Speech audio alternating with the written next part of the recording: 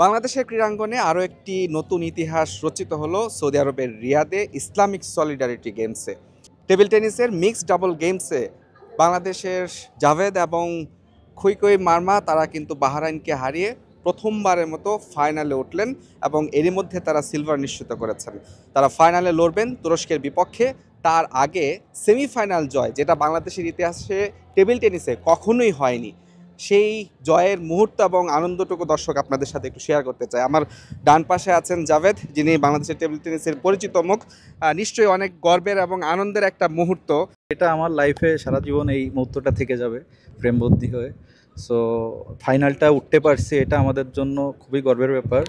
তা নেক্সট টাইমে আমরা আরও কিভাবে ফাইনালটা জিততে পারি এটা নিয়ে আশাবাদী। সর্বোচ্চ চেষ্টা করব, বাংলাদেশের মানুষের কাছেও দোয়া চাই। ইতিহাস আপনারা আগেই রচনা করেছিলেন গতকাল যখন বাংলাদেশ ব্রোঞ্জ পদক নিশ্চিত করেছিল। এই এরপরে কি ভেবেছিলেন যে সেমিফাইনালটাও জেতা সম্ভব এবং ফাইনালে যাওয়া সম্ভব?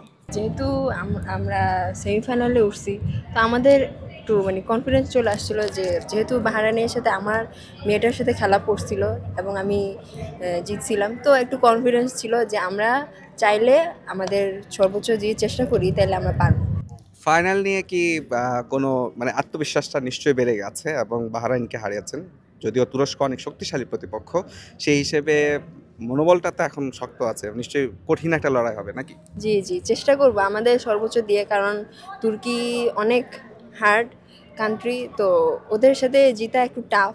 তো আমরা চেষ্টা করব আমাদের 100% খেলাটা আমরা যতটুকু পারি।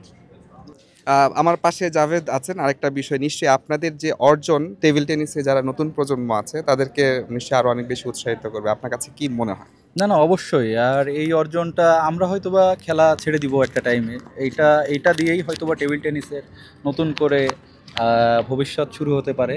এটার জন্যই আর কি সব থেকে বেশি গর্ব লাগতেছে।